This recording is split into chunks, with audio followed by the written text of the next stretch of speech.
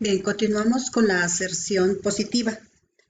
Entonces estábamos mencionando que la aserción positiva va a consistir en la aceptación de las alabanzas, elogios, felicitaciones, pero sin desviarnos del tema central o dejarnos manipular por el halago recibido. Fíjense, en esta parte, en la aserción positiva, en ocasiones también no estamos acostumbrados a recibir un elogio o una felicitación. Entonces, no tenemos esta habilidad desarrollada, ¿no? Entonces, si alguien, por ejemplo, te dice que hoy amaneciste muy guapo o amaneciste muy bonita, entonces las personas, como no estamos acostumbrados a recibir estos elogios, podemos decir, ay, ¿te parece? Pero si anoche me desvelé o traigo unas ojerotas o, ay, le parece, pero si ahora no me bañé o cualquier cosa, ¿no? Entonces no estamos acostumbrados a recibir este tipo de elogios, entonces nos cuesta un poquito.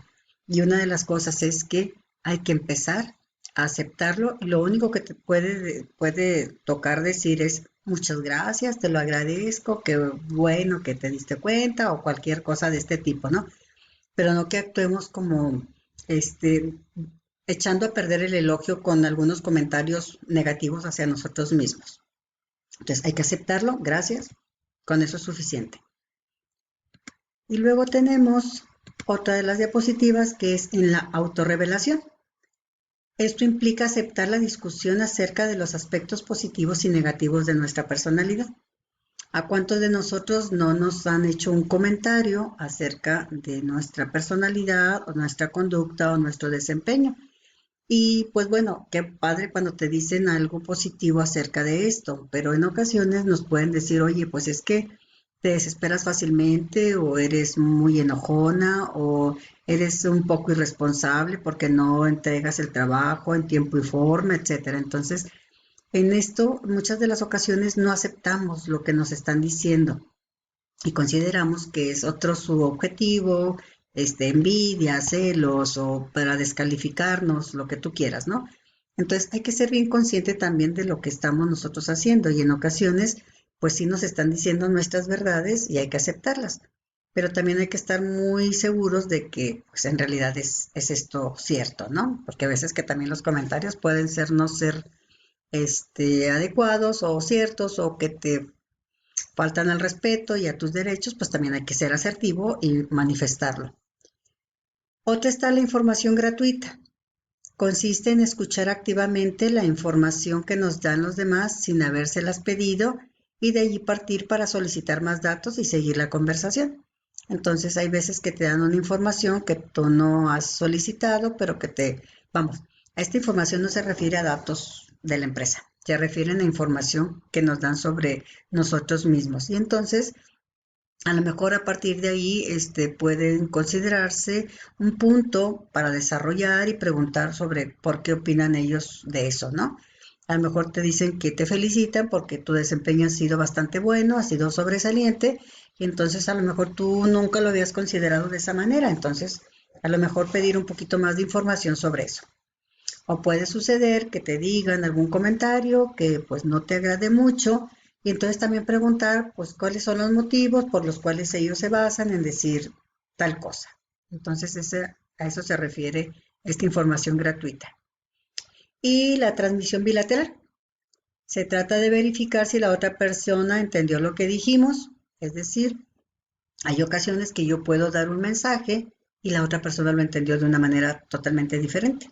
A lo mejor yo lo dije de una cierta manera y él lo entendió o lo sintió como si fuera una agresión, ¿no? Entonces hay que ver y también de esta manera pues aclarar la situación. Hay que tener una recepción activa, es decir, sobre todo cuando nos enojamos a veces y empieza a hablar la otra persona y quieres hablar tú y entonces ya no se dio una buena comunicación. Entonces lo que hay que hacer es mantener una recepción activa, ok. Dale unos minutos para que la otra persona manifieste su sentir y ya lo dejas hablar y tú no vas a interrumpir para nada y luego después, una vez que concluye, tú le vas a decir, ok, tuviste tu tiempo, entonces ahora permíteme explicar mi punto de vista. Y entonces le pides también que no interrumpa porque a lo mejor va a querer interrumpirte y entonces no van a llegar a acuerdos. Entonces cada quien tiene su momento. Permítele, tú que sabes la técnica, Permítele al otro primero que exprese su opinión y luego ya expresas la tuya. Entonces ahí sería una recepción activa, ¿no? No que los dos empiecen a hablar en el mismo momento y total ni se entienden. Y consiste en verificar si uno entendió bien lo que dijera. Ah, entonces tú lo que me quieres decir es esto. Entonces ahí el otro te puede decir, no, lo que yo te quise decir es esto. Entonces ahí hacemos a veces en la comunicación una mala interpretación de lo que hemos recibido. Entonces es importante por eso parafrasear. Entonces lo que tú me quisiste decir es esto y entonces ahí puedes darte cuenta si lo entendiste correctamente o si hubo alguna modificación en algo y entonces es momento de aclararlo. Recomendaciones para mejorar la comunicación no verbal en el trabajo.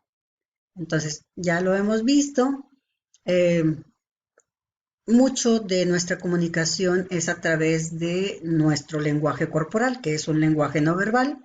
Entonces, mucho de este lenguaje es el 55%, nuestra voz, nuestro tono es el 38% y las palabras, algunos estudiosos dicen por ahí que es el 7%.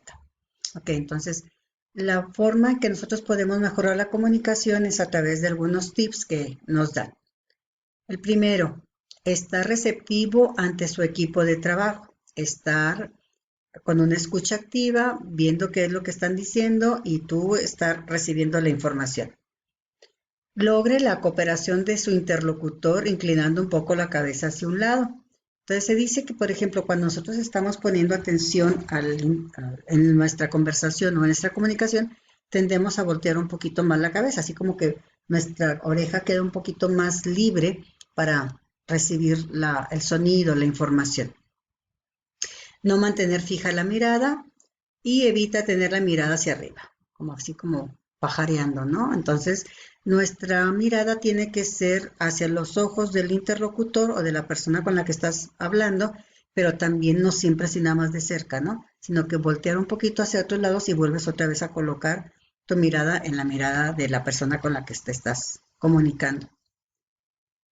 Esto nos sirve mucho también para las entrevistas de selección, ¿no? Es importante que te comuniques con los ojos con la persona que te está entrevistando, no que estés poniendo tus ojos en otros puntos. Ser observador ante los mensajes no verbales. Hay veces que muchos de nuestros mensajes es a través de las posturas que nosotros tenemos. Cuando te estás comunicando con alguien, no te comuniques con los brazos cruzados porque eso significa que estás cerrado a la comunicación. Entonces, o que estás echado hacia atrás, entonces tampoco. Entonces, normalmente una persona cuando te pone atención está con los brazos en los costados o en las piernas, con una actitud de apertura y entonces esto te da el lenguaje de que la persona está en comunicación contigo, no que te está ignorando o que está enojado y está en una posición de cerrazón, ¿no?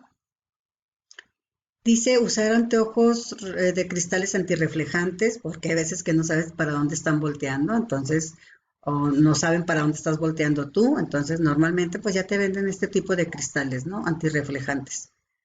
Al término de la conversación, mirar al interlocutor a los ojos con un suave apretón de mano y pues manifestar que fue agradable platicar con él, que te gustó verlo nuevamente, lo que tú le quieras decir, ¿no? Es a través de un apretón de manos, ahorita por el coronavirus no, pero sí comunicarte pues a través de otro tipo de lenguaje. Está la otra parte que es también el arte de escuchar. Para escuchar es importante tomar en cuenta varias cosas. La primera, hacer contacto visual. Controlarse mentalmente. ¿A qué se refiere controlarse mentalmente? Porque muchas de las veces estamos con muchos estímulos a nuestro alrededor y entonces nos distraemos con mucha frecuencia. Entonces, a lo mejor estoy con el teléfono, a lo mejor estoy con el café o estoy en otras cosas y el otro me está hablando y entonces cuando yo voy a escuchar, me tengo que poner en orden, dejar todas las otras actividades y ponerme en contacto con la otra persona y no distraerme con otras cosas, ¿no?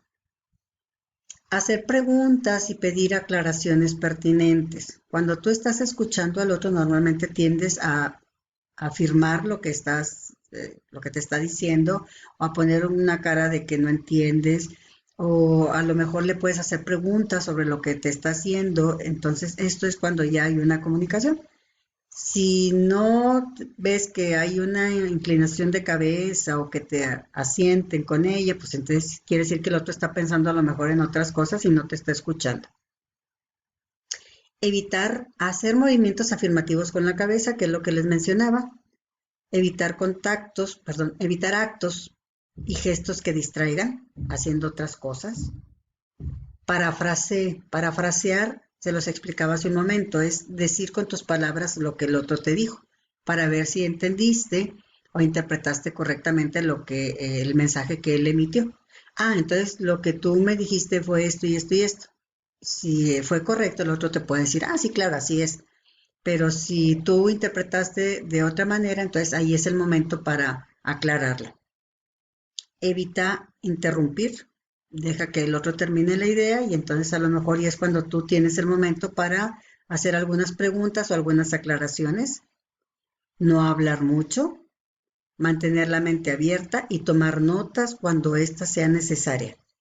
Si estás con tu jefe, con tu supervisor y te está dando instrucciones que son sumamente valiosas, hay ocasiones en que no las retenemos todas, sobre todo cuando son mucha información, mucha carga de información. Entonces lo más adecuado pues es tomar notas sobre a lo mejor algunos datos, algunas fechas, algunas cantidades, etcétera, ¿no? Entonces tomar notas sería lo más adecuado para que no se pierdan datos que pueden ser importantes y evitarte conflictos y problemas. Hay otra cosa que es importante, que es la comunicación escrita. Ya ahorita nosotros tenemos un poquito de dificultad para la comunicación escrita porque lo hacemos mucho a través de WhatsApp y de cosas así y algo como más corto, ¿verdad?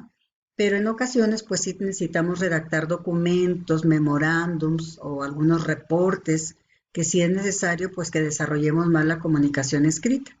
Entonces aquí les voy a dejar algunos puntos que pudieran ser importantes para tomar en cuenta. El documento debe ser escrito ordenadamente. Para esto yo les sugiero que hagan primero un borrador, es decir, como le decimos ahorita, en sucio, ese es un borrador.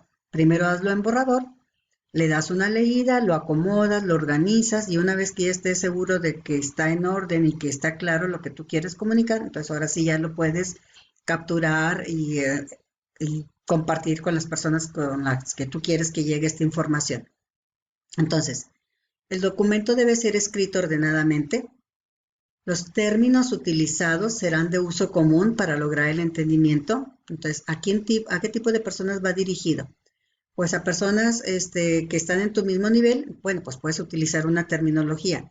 Si va dirigido a una persona con un puesto jerárquico menor, entonces a lo mejor necesitas bajar un poquito los términos para que quede más claro para ellos, ¿no? Entonces tú tienes que ver a qué tipo de público o a qué tipo de personas va dirigido tu documento. El tema tratado deberá manejar la información necesaria para que exista integridad. Deben evitarse los elementos obvios e innecesarios. Debe ser legible. Un buen escrito debe contener las 3C, que es claro, conciso y cortés. Entonces, ve al grano de lo que vas a escribir. Hay ocasiones en que somos muy dados a poner mucho rollo, poner demasiados datos que a lo mejor son irrelevantes o que no tienen nada que ver con lo que tú quieres lograr. Entonces, claro, conciso y cortés. Aquí hay ciertas cosas que hay que tomar en cuenta para redactar un correo electrónico. Redactar el correo electrónico como una nota personal a los empleados. El receptor debe dirigirse en segunda persona.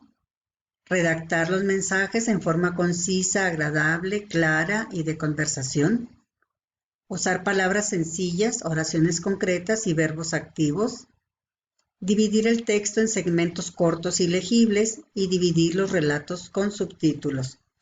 Entonces aquí el correo electrónico pues es algo que ya nosotros tenemos un poquito más de experiencia en esto, entonces se debe redactar como una nota personal, debe dirigirse en segunda persona, debe ser también con oraciones concretas, usar palabras sencillas, ir un poquito al grano de lo que quieres que comunique este correo electrónico y Sobre todo si vas a tener varios temas en ese documento o perdón, en ese correo electrónico, pues divídelo con subtítulos para que quede más claro.